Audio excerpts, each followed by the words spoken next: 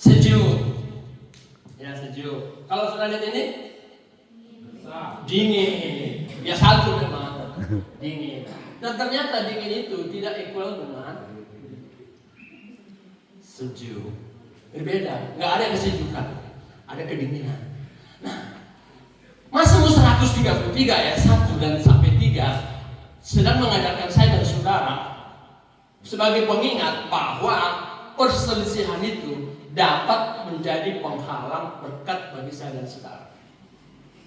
Setuju ya? Ya. Kerukunan, kedamaian adalah salah satu inisiatif atau yang diinisiasi oleh Tuhan supaya semua manusia hidup berdampingan dan rukun. Itu yang pertama kali Tuhan ciptakan kita di muka bumi ini. Di mana? Di Taman Eden. Tapi alam semesta ini waktu diciptakan oleh Allah, isinya hidup dalam kedamaian. Akan tetapi free will yang diberikan oleh Tuhan kepada saya dan manusia dan saudara hari ini menjadikan kekacauan terjadi. Oleh siapa? Adam. Kenapa Adam? Adam diberi tugas oleh Allah di Taman Eden untuk memelihara seluruh taman itu, tapi Adam tidak melakukannya seperti yang Tuhan mau dalam hidupnya. Mereka melanggar. Apa mereka langgar? Saudara tahu, dia bilang semua buah pohon di taman ini boleh kamu makan kecuali satu. Bayangkan, saya kasih dulu ilustrasi. Kalau di taman itu ada 1000 pohon, hanya satu yang tidak boleh dimakan. Berarti mereka punya keinginan 999 pohon, buah pohon yang mereka bisa makan. Tetapi justru yang satu itu, buah pohon kepengetahuan yang baik itu, justru itu yang dimakan oleh Adam dan Hawa. Kenapa? Mereka melakukan free will, kebebasan yang diberikan oleh Tuhan kepada saya dan saudara yang diwakili oleh Adam dan Hawa itu. Sehingga apa? Adam dan Hawa jatuh dalam dosa, maka terjadilah kekacauan yang besar. Terjadilah pembunuhan, terjadi segala macam yang kita baca dalam kitab.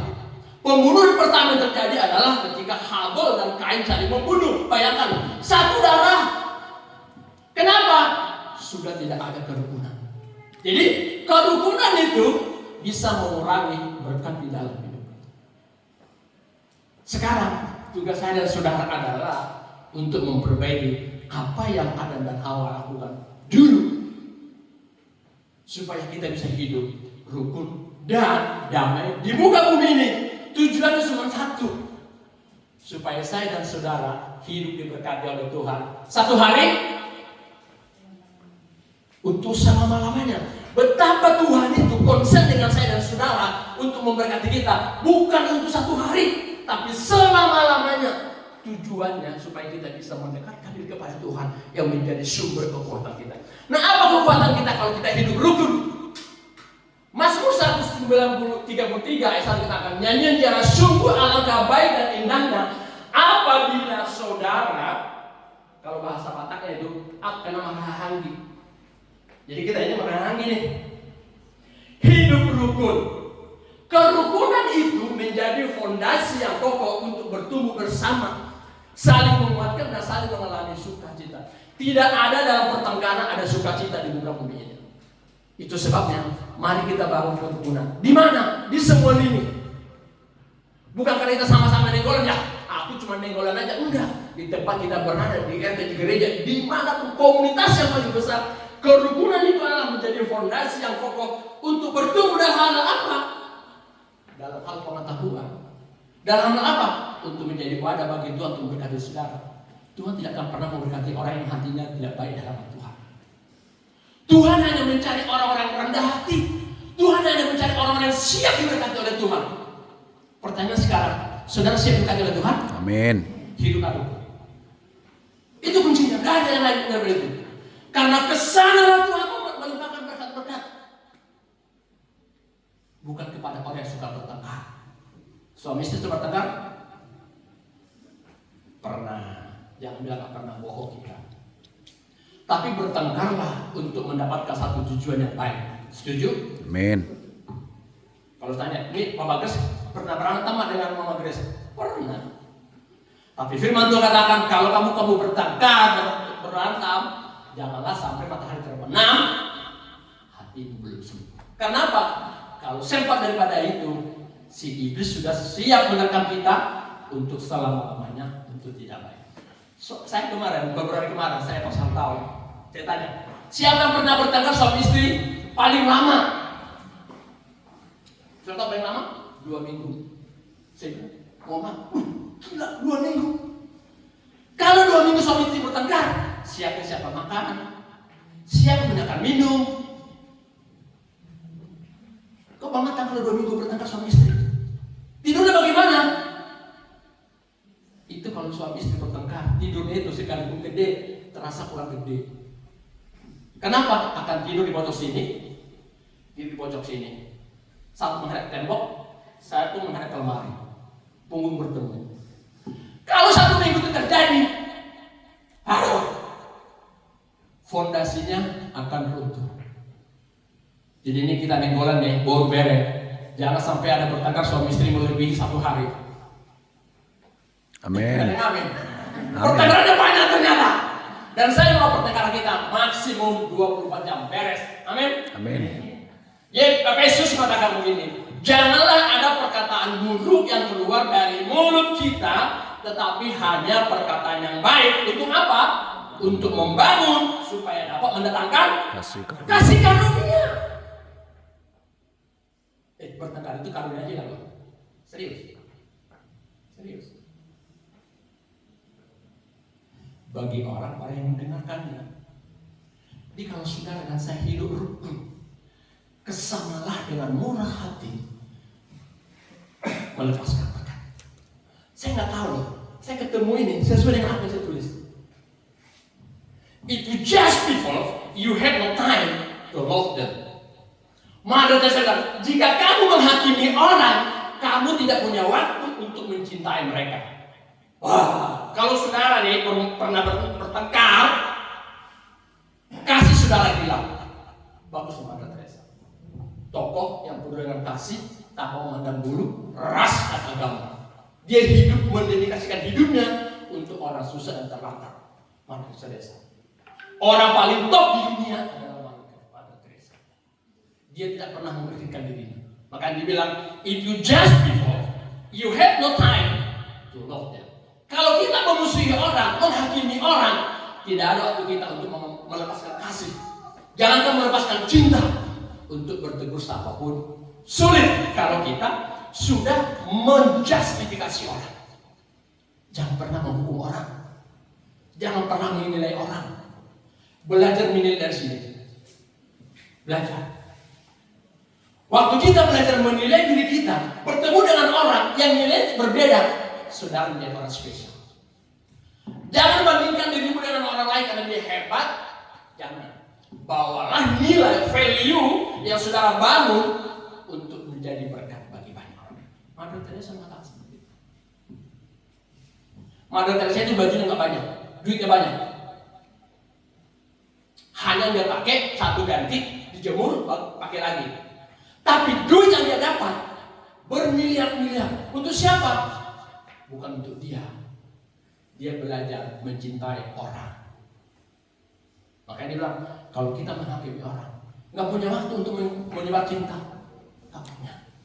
Jadi kalau saudara mau mengasihi sama saudara, siapapun kita, belajarlah hidup rukun dan damai. Karena kesanalah berkat Tuhan dilimpahkan. Yang kedua, Mazmur 133 yang dikatakan seperti minyak yang baik.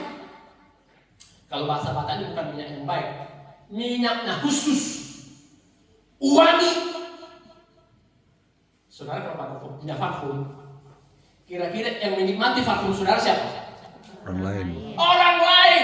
Berkat itu seperti itu. Orang yang diberkati itu yang menikmati pertama bukan kita, orang lain. Saya tak tahu saudara.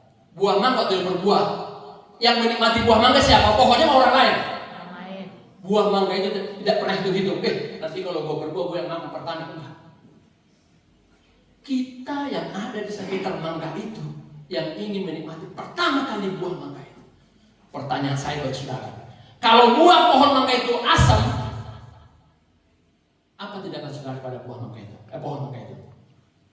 Asam. Cinta itu seperti itu. Kalau cinta sudah ada di sini, jangan harap punya teman. Ya kan? Kita harus menyebarkan cinta. Supaya seperti iklan Sprite tahu? Masih ingat iklan Sprite? Nggak ada lomba rame. Hidup saudara bisa mempengaruhi orang lain. Kalau nggak ada Bapak Yuda nih, pengumuman nggak seru. Kenapa? Ada menebaran kebaikan yang kita terima hari-hari ini. Kerukunan akan menjadi simbol atau lambang bahwa saya dan saudara mengalami perubahan karena menerima pengurapan. Minyak itu zaman dahulu itu lambang untuk mengurapi orang. Sampai zamannya Yesus. Jadi orang sakit diurapi dengan minyak. Kalau kita mau hidup hukum, terima pengurapan Tuhan itu. Supaya apa? Supaya saudara bisa mengasihi orang tanpa batas. Mother Teresa itu, dia mencintai orang tanpa batas. Dia nggak bilang, oh ini suku India nih, wah ini aja, enggak. Dia semua pandang manusia sama seperti Tuhan memandang manusia sama. Karena manusia itu sangat berharga di mata Tuhan. Jadi kalau saudara diberi waktu hari ini untuk hidup rukun, ambil kesempatan itu. Amin. Amin. Kalau saudara diberi waktu oleh Tuhan, kesempatan oleh Tuhan untuk hidup rukun, ambil kesempatan itu. Karena hanya orang yang hidupnya rukun, Tuhan bisa menyiapkan segala berkat untuk selamanya. Saya waktu baca ini, ziarah ini, nyanyian Daud ini dari Mazmur 120 sampai 134. Coba dikatakan ziarah nyanyian. Kalau sudah baca nanti Mazmur 120 sampai 34, pasti judulnya adalah ziarah nyanyian.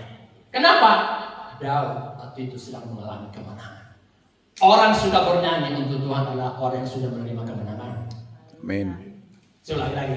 Orang yang sudah bernyanyi untuk memuji Tuhan adalah orang yang sudah menerima kemenangan. Dan Daud mengekspresikan itu di dalam tulisannya. Karena semua kitab Mazmur ditulis oleh Daud.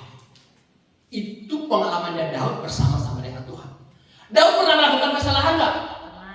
Pernah. Fatal atau tidak? Ya. Fatal.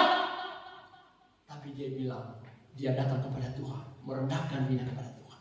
Dan dia nasihati oleh binatang, dia mau. Sehingga dia menerima pemulihan dan pengurapan ini dari Tuhan. Dan saya mau katakan hari ini, kita pernah mengalami kesalahan. Kita pernah jatuh dalam dosa. Tapi mari datang kepada Tuhan.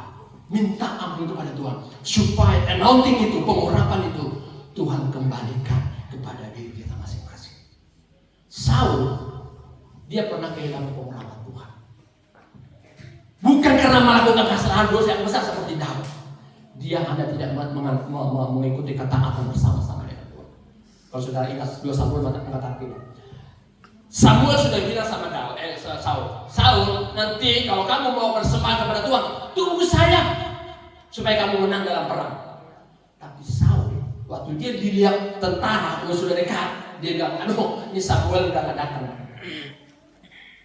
Ini kalau nggak saya kasih persembahan nih kepada Tuhan, kalah saya. Tapi begitu Saul memberikan korban bakaran kepada Tuhan, Samuel datang. Apa kata Samuel kepada Saul? Betapa bodohnya kau. Jadi kalau saudara yang tidak menaati perintah Tuhan, apa katanya? Bodoh. Saya ngomong. Kalau saya dan saudara tidak mengikuti perintah Tuhan, bodoh. Karena kita pasti salah melangkah. Itu makanya Daud, dia taat. Sebagai lambang kerukunan kita terima pengurapan dari Tuhan. Dan saya berdoa hari ini, waktu saudara dengar ini, bilang sama Tuhan, Tuhan, aku pernah berbuat salah dapat Tuhan. Aku pernah membenci orang, aku pernah memaki-maki orang, aku pernah menghakimi orang. Tapi hari ini, aku mau mengubah hidup saya. Saya sudah terima Tuhan. Karena ternyata kerukunan itu menjadi simbol bahwa saya sudah mengalami perubahan dan pengurapan dari Tuhan.